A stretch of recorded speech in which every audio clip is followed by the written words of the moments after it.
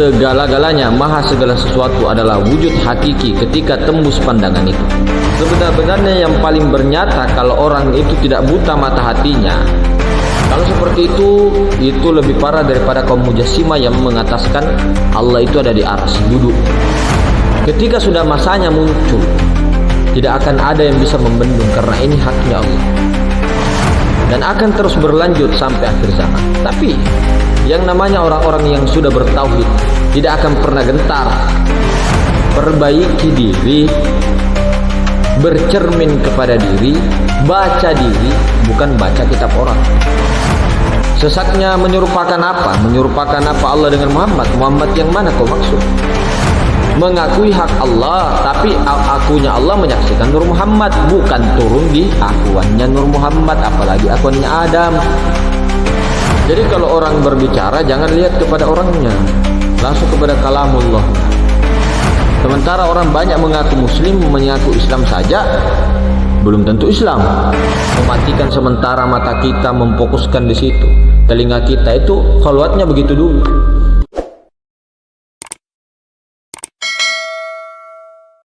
Assalamualaikum warahmatullahi wabarakatuh. Saudara-saudaraku yang dirahmati Allah Subhanahu wa taala dimanapun Anda berada, semoga senantiasa dalam rahmatnya dan lindungan Allah Subhanahu wa taala. Maka ini yang berdoa kelihatannya adalah kita, akan tetapi yang berdoa adalah Nur Muhammad sallallahu alaihi wasallam. Tentu saja kita sama-sama mengetahui Nur Muhammad itu bukan kita. Nur Muhammad itu adalah ruhullah. Nur Muhammad itu adalah wujudullah, adalah kenyataan Allah, adalah sifatnya Allah. Maka ketika kita berdoa, ketika berzikir, kelihatannya kita secara syariat itu bukan saudara. Maka dengan mendudukkan keakuan diri, keakuan kita itu melebur. Jadi yang ada hanya akunya Nur Muhammad, kemudian melebur lagi keakuannya Nur Muhammad, yang adanya keakuannya Allah Subhanahu wa taala. Kemudian keakuannya Allah ini, akunya Allah ingin dikenal sehingga wujud pada Nur Muhammad. Nur Muhammad itu zahir wal batin. Kalau kita bertumpu kepada yang batin saja, maka Allah taala tidak sempurna. Karena kenapa? Allah taala tidak maha tunggal kalau seperti itu. Berarti ada segala sesuatu, ada sesuatu yang bukan Allah, ada sesuatu yang bukan diri zatnya Allah Subhanahu wa taala. Meskipun itu zat bayangan, meskipun itu wujud bayangan. Wujud bayangan itu adalah alam semesta dan seluruh isinya termasuk batang tubuh. Akan tetapi ketika kita nilik ke dalam, masuk ke dalam hakikat, segala-galanya, maha segala sesuatu adalah wujud hakiki ketika tembus pandangan itu. Akan tetapi ketika tembusnya ini hanya kepada alam semesta, hanya kepada rupa-rupa, maka itu dinamakan wujud majasi. Wujud yang akan rusak, wujud yang akan sirna, saudara-saudara. Maka pada hakikatnya segala sesuatu adalah Allah Subhanahu wa taala. Bukan berarti Allah sesuatu, karena Allah bukan sesuatu. Kenapa? Apa itu Allah? Apa itu Allah? Kalau alif lam lam ha itu nama. Kalau Allah yang sebenarnya Allah, yang itu sang aku, itu nama daripada zat sebenarnya. Zatnya yang maha suci, yang maha ruang. Akan tetapi zatnya ini ingin dikenal sehingga mentajalikan dirinya, mewujudkan dirinya kepada sifatnya. Sifatnya tentunya mempunyai nama. Tentu nama mempunyai gerak, diam dan geraknya, af'alnya. Maka yang dikatakan Allah sebenarnya itu adalah zat, sifat, asma dan af'al. Maka hadirin bukan Allah Subhanahu wa taala, di sini betul-betul kita sudah dipahamkan Allah. Ini bahasa syariat. Jadi tidak ada maujud yang maujud ataupun wujud selain daripada Allah. La ilaha illallah, tiada sesuatu yang nyata melainkan Allah. La maujudun bihaqqi illallah, tiada yang maujud selain daripada Allah. Maka Nur Muhammad itu bukan hanya batin. Nur Muhammad yang batin namanya Ahmad, gelarnya Rasulullah. Akan tetapi dia berzohir, bernyata kepada batang tubuh, tapi bukan batang tubuhnya yang dilihat, bukan rupa-rupanya, tapi Nur Muhammad. Nur Muhammad zohir. Maka zatnya Allah Subhanahu wa Ta'ala yang maha suci, itu dikaitkan. Kalau diumpamakan itu air, ketika air ini dimasukkan ke dalam kulkas lalu membeku menjadi es batu, itu menjadi wujud. Kemudian es batu ini berbentuk seperti kotak, berbentuk seperti persegi panjang, berbentuk seperti segitiga atau bulatan. Nah, inilah wujud sangka-sangka atau wujud majasi yang bentuknya tadi itu. Kemudian wujudnya, wujud hakikinya adalah adanya barang itu. Kemudian zatnya adalah air. Jadi air zatnya itu tetap. Sebenarnya yang paling bernyata kalau orang itu tidak buta mata hatinya, dia tembus kepada zatnya Allah Subhanahu wa Ta'ala, maka dia mampu melihat dengan basirah bahwa yang ada hanya air, bukan bentuknya kotak persegi, bukan bentuknya es batu, tapi air. Sama dengan air yang turun, mau itu air sungai, air galon kah, air gelas kah, air kopi kah, air mineral kah di botol, air sungai, air tawar, air apakah, sama zatnya tetap sama, air. Begitupun dengan zat wajib al-wujud. Jadi zatnya yang maha suci wajib wujud. Begitu juga. Maka kalau orang mampu menembus tahu, itu sering kita ilustrasikan ya. Ketika seseorang teman kita membawa kresek hitam atau kardus hitam, kardus mie, di dalamnya tuh ada mie. Maka ketika kita bertanya sama dia, kamu bawa apa? Pasti jawabnya mie, bukan kardus mie. Atau kalau di kresek, ini kresek hitam, kemudian ada mie instan di dalamnya, pasti kalau ditanya kamu bawa apa? Mie sayang, mie kanda, mie dinda, mie. Padahal yang ditanya itu, yang dilihat dengan pandangan mata itu apa? Kresek hitam. Dibuka lagi kresek hitamnya, masih dibilang apa itu kau pegang? Mie. Padahal masih ada plastik. Di dalamnya apa itu? Dia langsung tembus.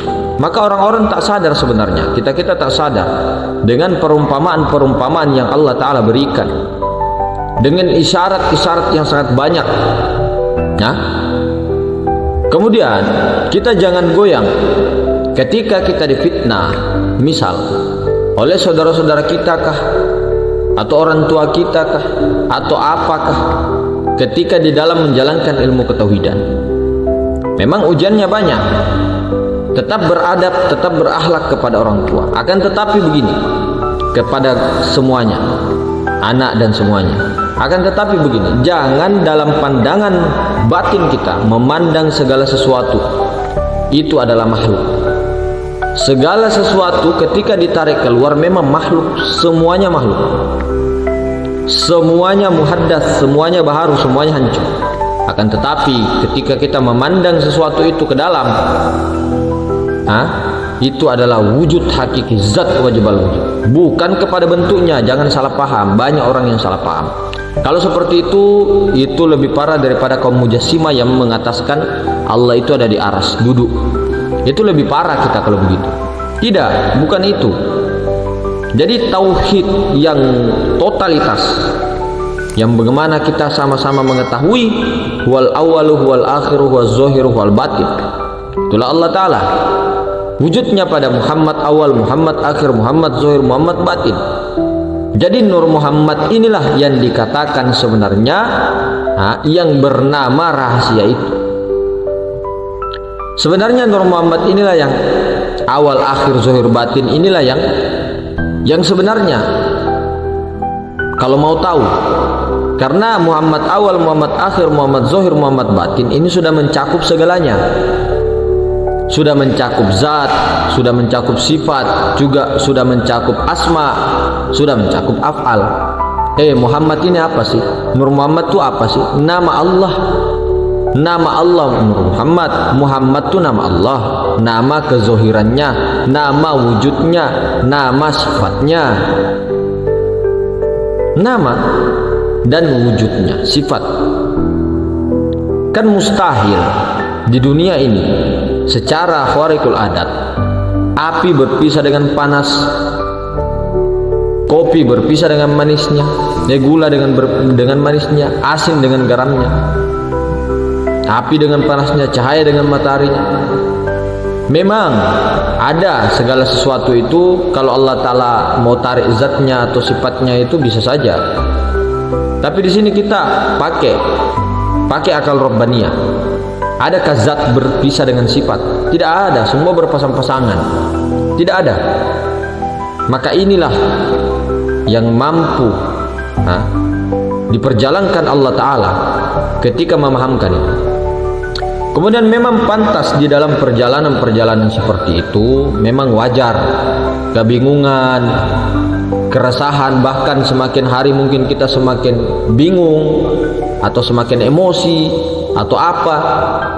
Wajar, karena ketika ilmu-ilmu seperti ini dibuka, ketika sudah masanya muncul, tidak akan ada yang bisa membendung, karena ini haknya Allah, ini maunya Allah Ta'ala. Tidak akan bisa, mau berapapun tidak akan bisa. Itu akan sudah terjadi, pada leluhur-leluhur kita sudah mengatakan itu. Kecuali memang tidak ada tugas, jangan berani-berani. Tidak ada bisyarat, jangan berani-berani. Karena kenapa? Berbahaya sekali. Berbahaya sekali. Sebenarnya berbahaya. Akan tetapi sekarang ketika kita membicarakan ilmu tauhid, ini sudah masanya. Sudah masanya. Dan sebenarnya ilmu tauhid ini sudah diajarkan sejak zaman Nabi Adam, zaman Nabi Nuh. Makanya mereka beliau-beliau itu ditentang. Bayangkan Nabi Nuh alaihi wassalam, berapa ribu kira-kira umat yang dihadapi beliau, ratusan ribu bahkan jutaan. Berapa saja yang ikut? 83. Kenapa? Karena peliknya ilmu-ilmu tauhid ini, maksudnya sangat sulitnya dipahami. Secara logika sebenarnya bisa, akan tetapi ketika masuk ke dalam rasa, masuk ke dalam kesadaran, banyak yang tidak mau, banyak yang masih menolak. Begitupun dengan di zamannya Nabi Ibrahim, di zamannya Nabi Musa, di zamannya Nabi Isa, mati-matian membawa ilmu tauhid. Millata Ibrahim, ini agama tauhid. Makanya kenapa Wali Songo waktu ketika di Sumatera, ketika di di Patani Thailand, di Filipina, di Indonesia, wali-wali yang masuk ke Indonesia itu, beliau-beliau ketika sebelum Islam itu menyebar, Nusantara ini seperti agama tauhid, agamanya Nabi Ibrahim. Kenapa? Karena Nusantara kemudian di teritorial wilayah Asia bagian sini itu keturunannya Nabi Ibrahim rata-rata loh, dari istri Siti Kunturoh. Semua pasti sudah tahu karena riwayatnya sudah banyak ya, dan banyak ustadz-ustadz juga yang membuka itu. Makanya ketika para zuriyah yang ingin dijadikan raja di Nusantara, zuriyah Nabi Sallallahu Alaihi Wasallam, Bani Jawi atau Bani Melayu. Melayu itu sebenarnya termasuk Indonesia, Sumatera, Kalimantan, Sulawesi, Jawa, itu semua sebenarnya rasnya Melayu, rasnya Detro Melayu, Melayu muda.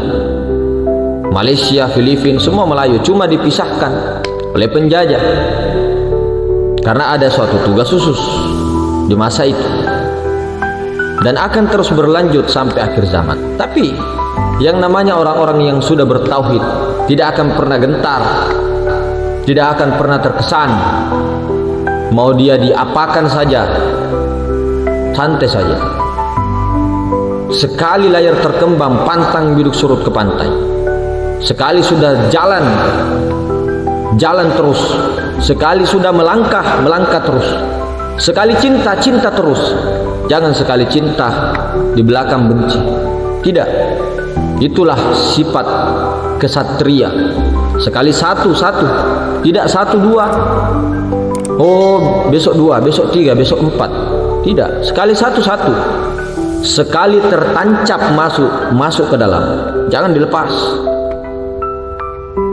Wallazina jahadu fina lanahdiyannahum subulana. Barang siapa yang bersungguh-sungguh di jalanku, maka akan kutunjukkan jalan-jalan hidayah. Itu kata Allah. Ya ayyuhallazina aman in tansurullah yansurukum yusabbit aqdamakum. Hai orang-orang yang beriman, tolong agamaku, kata Allah. Niscaya Allah akan tolong kalian. Nah, tolong din.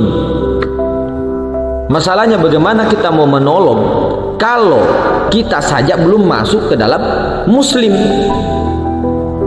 yang betul-betul indallah, betul-betul di sisi Allah, muslim yang berserah diri secara total. Artinya apa? Mengembalikan hak Allah secara totalitas sebagai khalifatullah, pengganti daripada Allah.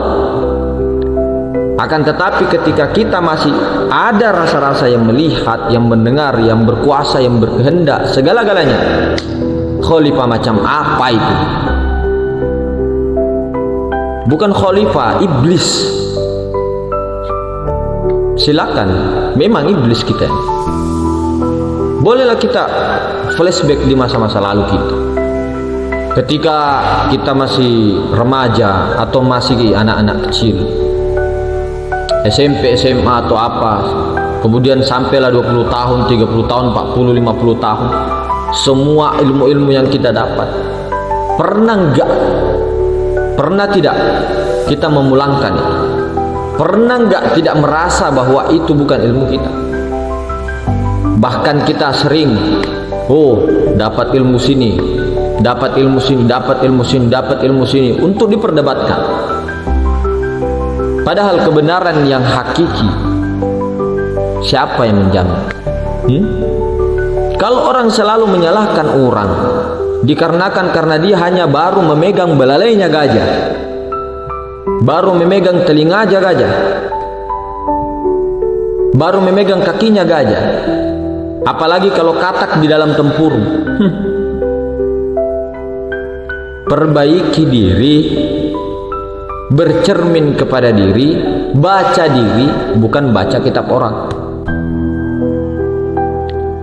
Tubuh hatinya warasia. Iqra ya Muhammad, baca.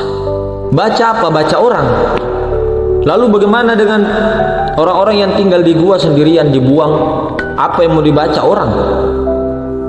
Penyaksian 2 kalimat syahadat itu pada dirimu, labaga, bukan kepada orang, bukan kepada yang di luar.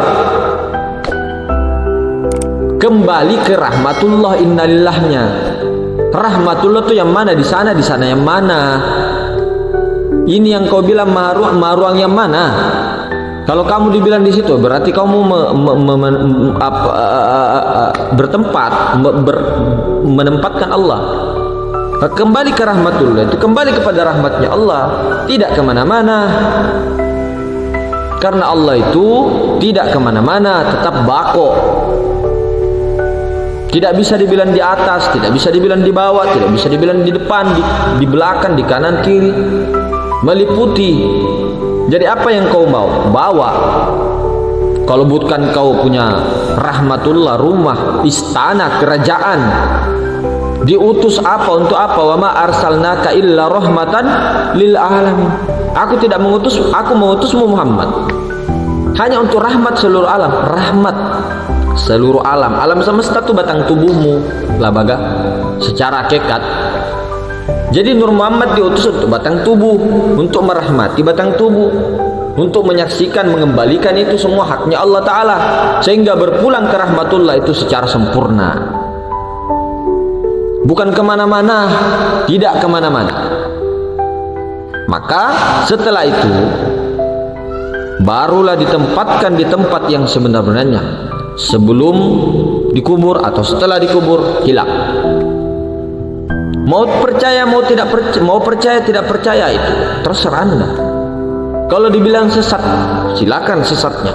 Sesatnya di mana? Sesatnya menyerupakan apa? Menyerupakan apa Allah dengan Muhammad? Muhammad yang mana kau maksud?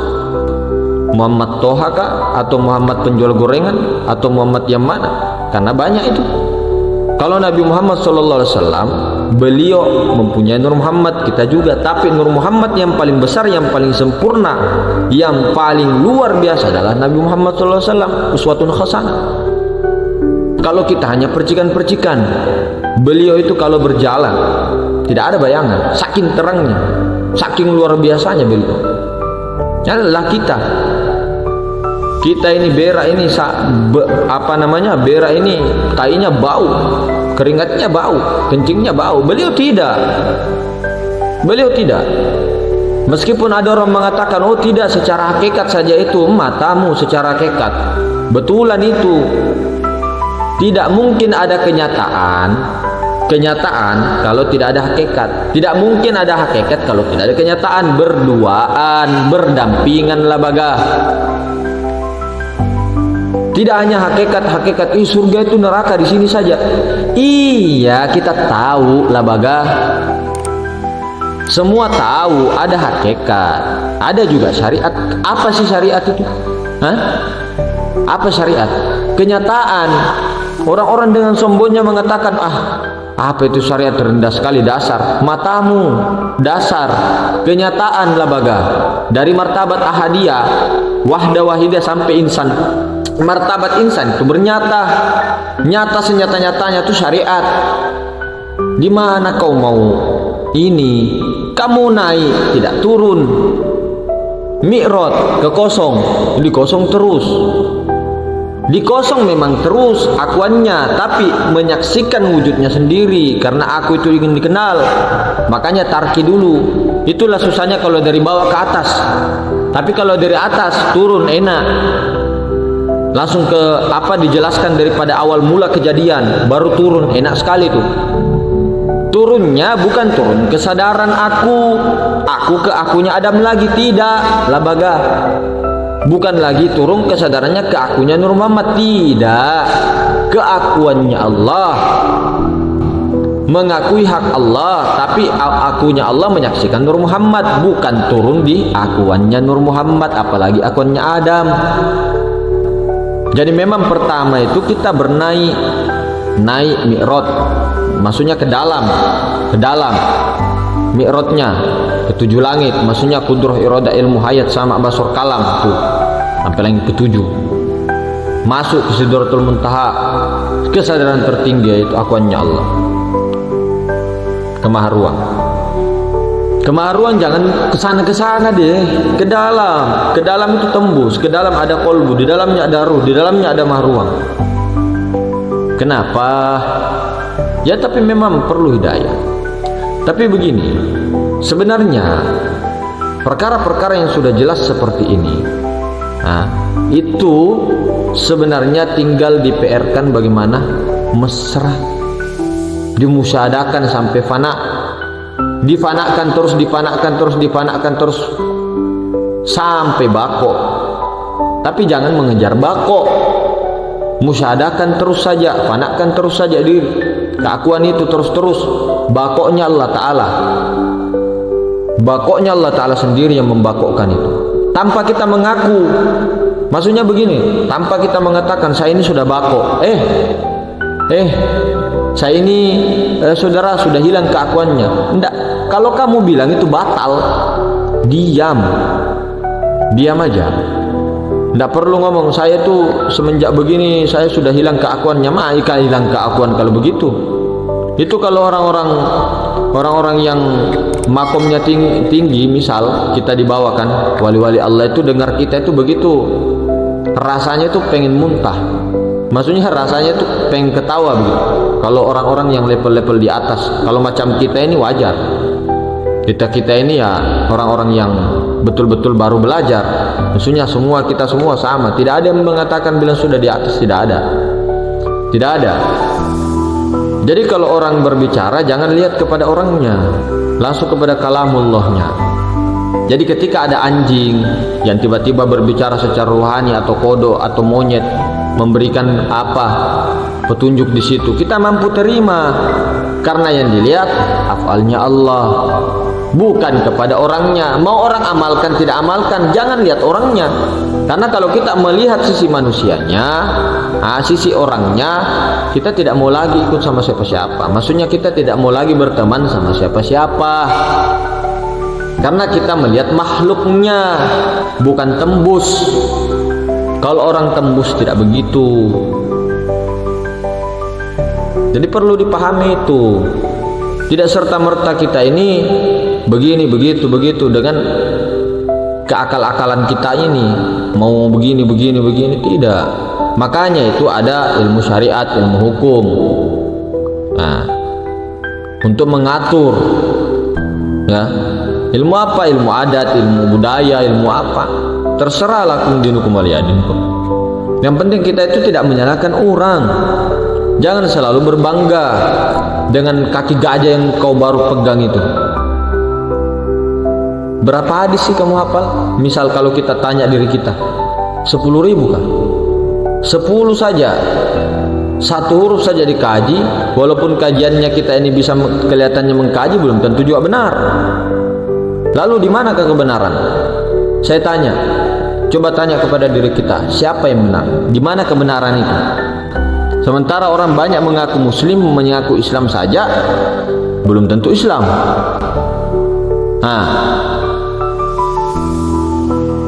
Apalagi iman.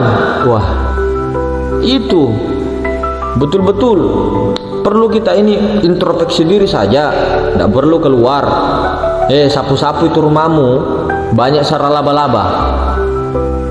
Jolo itu apa namanya? Ini nih. Apa namanya? Sarang laba-laba banyak. Sapu itu, pel itu rumahmu sendiri. Jangan kau masuk di rumahnya orang, kau mau acak-acak rumahnya orang. Pendiriannya orang apa semua tidak, masuk ke dalam. Nabi Muhammad SAW, Rasulullah SAW itu kebanyakan berdakwah bukan memakai ilmu. Ilmu penting, ilmu itu cahaya, tapi bisa jadi hijab, bisa jadi kegelapan. Kalau kesombongan, nafsu anania. Rasulullah pakai akhlak. Rasulullah sallallahu alaihi wasallam uswatun hasanah, contoh yang terbaik. Kalau nabi kita yang bernabi, yang percaya saja kepada beliau. Kalau tidak percaya, silakan aja. Kita tidak apa-apa. Nah, begitu. Jadi betul-betul, ayolah kembali. Ittabi'u man la yas'alukum. Kembali, ayo. Nah, jadi perlu dikholwatkan 1 jam, tambah lagi kholwatnya 1,5 jam, tambah lagi. Itu melatih keakuan Adam di situ. Meninggalkan kesibukan dunia, kesibukan yang mata yang melihat, mematikan sementara mata kita, memfokuskan di situ. Telinga kita itu kholwatnya begitu dulu. Baru kholwat secara khawas, berjalan di luar sambil kerja, sambil berkholwat. Bagaimana? Sadar. Begitu. Jadi kemungkinan begitu saudara-saudaraku. Wabillahi taufiq wal hidayah. Subhanakallahumma wa bihamdik, asyhadu an la ilaha illa anta astaghfiruka wa atubu ilaik. Assalamualaikum warahmatullahi wabarakatuh.